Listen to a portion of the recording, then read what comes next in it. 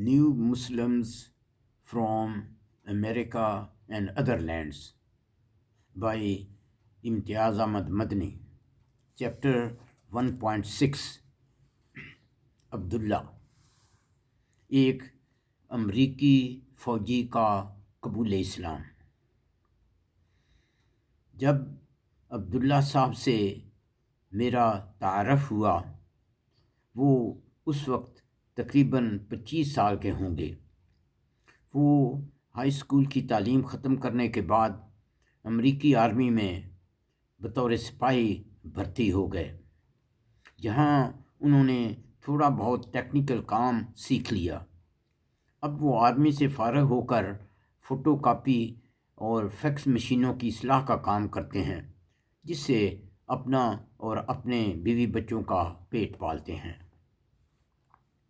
گو عبداللہ صاحب کا دائرہ اسلام میں داخل ہونے کا واقعہ بہت دلچسپ ہے، لیکن ان کی اسلامی عمل و فکر میں ترقی کی روداد اس سے بھی زیادہ دلکش ہے اور ہم سب کے لیے مشعل راہ ہے.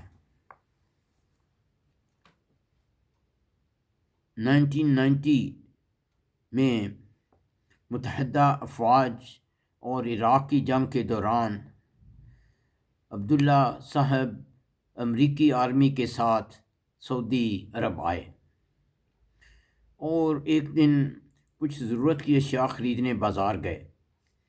انہوں نے دکاندار سے ایک چیز کی قیمت طے کی اور پیسے ادا کرنے کو ہی تھے کہ قریب کی مسجد سے اذان کی آواز آئی. تو دکاندار نے پیسے لینے سے انکار کر دیا اور صرف اتنا کہا، خلاص، یعنی بس. پھر فی الفور دکان بند کر کے مسجد چلا گیا. عبداللہ صاحب کا کہنا ہے کہ میں وہاں ہکا بکا کھڑا رہ گیا. یہ بات ذرا بھی میری سمجھ میں نہ آئی کہ جب میں نے اس چیز کے پیسے طے کر لیے تھے اور قیمت ادا کرنے کو ہی تھا تو اس دکاندار نے مجھ سے پیسے لینے سے انکار کیوں کیا؟ پیسے وصول کرنے کو تو ہر ایک کا دل چاہتا ہے. عبداللہ صاحب کا اپنی زندگی میں کسی ایسے شخص سے واسطہ نہ پڑا تھا جو کہ پیسوں کی وصولی میں بے تنائی برتے، بلکہ انہوں نے یہی دیکھا کہ ہر شخص کسی نہ کسی طرح پیسے کی دوڑ میں سبقت لے جانا چاہتا ہے. اس لیے عبداللہ صاحب کو یہ دکاندار بہت عجیب سا لگا. ساتھ ہی عبداللہ صاحب نے اس پہلو پر سوچنا شروع کیا، یہ مذہب کیسا ہے کہ اذان کی آواز سنتے ہی اس کے ماننے والے سب کچھ چھوڑ چھاڑ کر مسجد کو روانہ ہو جاتے ہیں. اس مذہب کی ایسی ہی انوکھی چیزوں کا پتہ لگانا چاہیے. اس طرح سے عبداللہ صاحب کے دل میں اسلام کے بارے میں تجسس پیدا ہوا. جنگ کے بعد واپس آئے اور نیو یارک کے علاقہ میں مقیم ہوئے. آہستہ آہستہ اسلام کے بارے میں مزید تفصیل حاصل کی.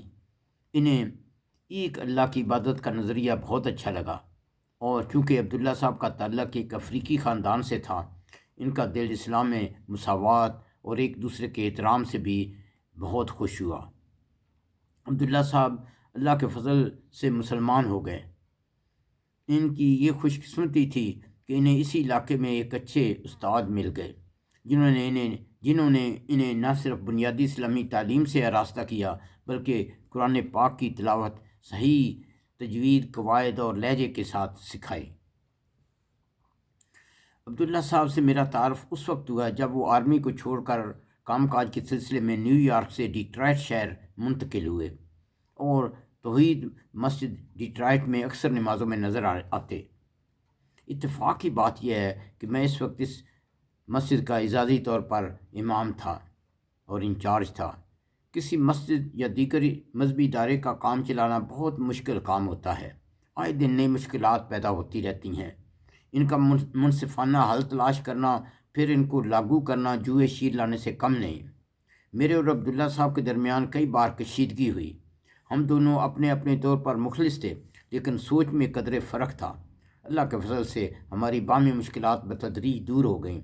حقیقت تو یہ ہے کہ کسی سے دن میں کئی بار اللہ کے گھر میں ملیں اور اس سے کشیدگی ہو، یہ امر دل و جان پر بہت ہی گراں ہوتا ہے. انتہا درجے کے صبر و استقامت کے بغیر اس امتحان میں کامیاب ہونا ناممکن ہے۔ آئیے اب آپ میری اور عبداللہ صاحب کی باہمی مشکلات کا جائزہ لیں۔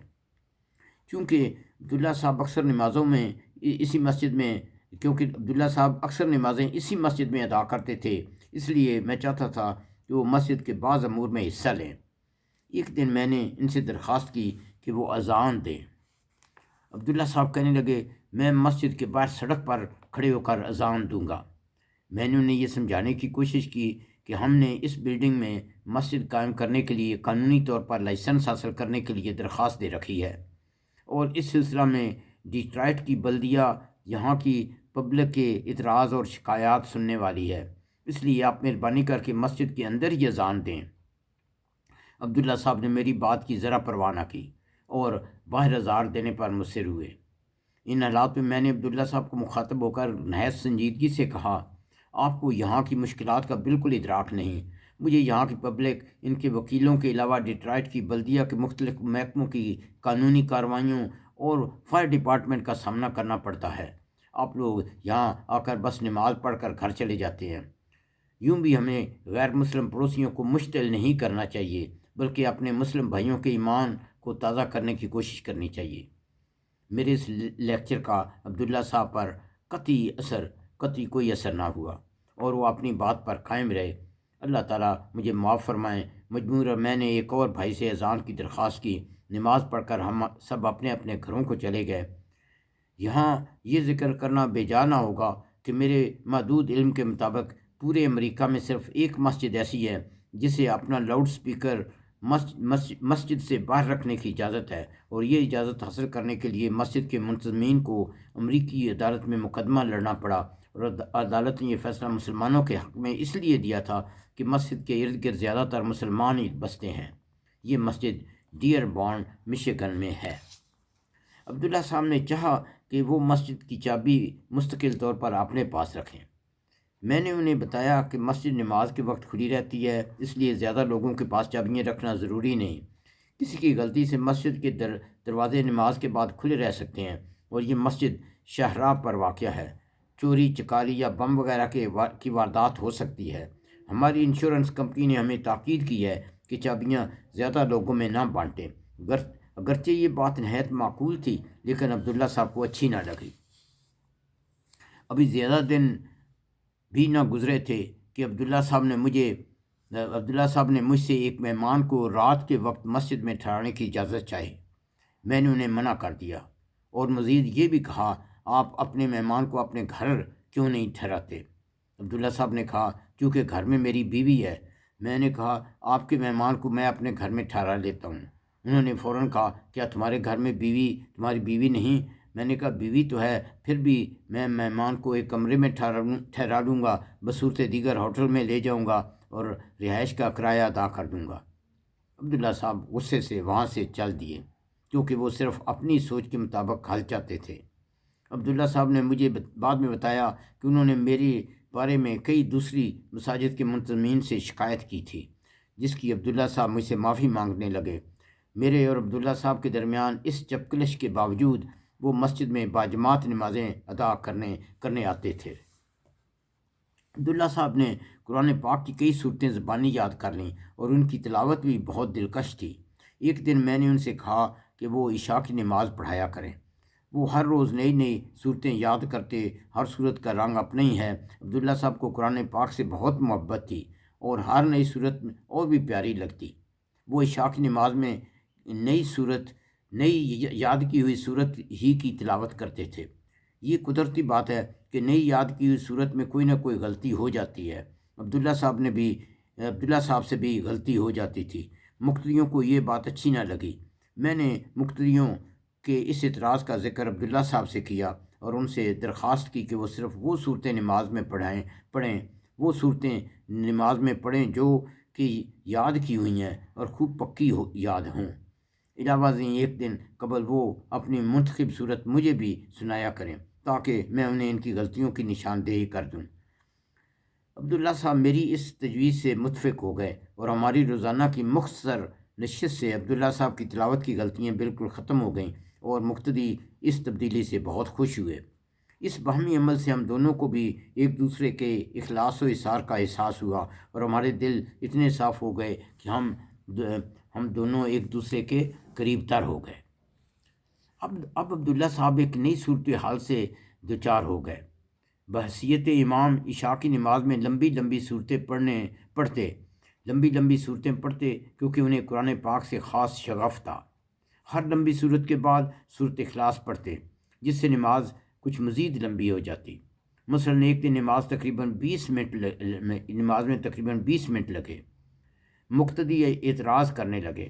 میں نے عبداللہ صاحب کو یہ باتیں بتائیں تو وہ کہنے لگے، میں اس صحابی کی طرح کرنا چاہتا ہوں جو بحیثیت امام ہر قرات کے بعد سورۃ اخلاص بھی پڑھتے تھے۔ میں نے کہا، جہاں تک مجھے یاد ہے وہ صحابی ایک ہی رکعت میں ایسا کرتے تھے۔ عبداللہ صاحب نے فوراً کہا، میں نے ایک حدیث میں پڑھا ہے کہ جس کے مطابق وہ دونوں رکعتوں میں کسی صورت کے ساتھ بعد میں ایک سورۃ اخلاص بھی پڑھتے تھے، اس لیے میں ویسے ہی کرنا چاہتا ہوں۔ قصہ مختصر، ہم عبداللہ صاحب کی لمبی قرات کو کم نہ کر سکے۔ ایک روز میں نے دیکھا کہ عبداللہ صاحب فجر کی سنتوں کے بعد مسجد کے فرش پر اپنی دائیں کروٹ لیٹے ہوئے تھے اور ان کا ایک ہاتھ سر کے نیچے تھا۔ میں ان کی طبیعت کے بارے میں فکر مند ہوا تو میں نے ان کے قریب جا کر آہستہ سے پوچھا کہ خیریت تو ہے؟ کہنے لگے، میں بالکل ٹھیک ہوں، صرف اس لیے لیٹا ہوں کہ رسول اکرم صلی اللہ علیہ وسلم بھی فجر کی سنتوں کے بعد ایسے تھوڑا سا آرام فرمایا کرتے تھے۔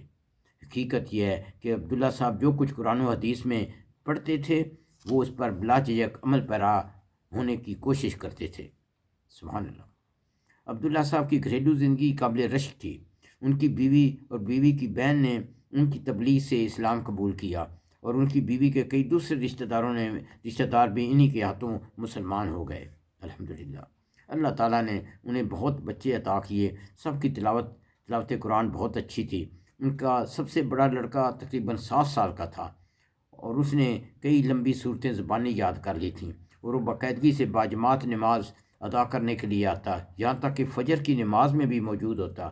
میں کسی اور شخص کو نہیں جانتا جو اپنے کمسن بچے کو سردی، برف، طوفان وغیرہ میں بھی باجماعت نماز ادا کرنے کے لیے مسجد لایا کرتا ہو۔ عبداللہ صاحب اپنے بیٹے کو نماز فجر کے بعد مسجد میں ہی قرآن پاک پڑھایا کرتے تھے۔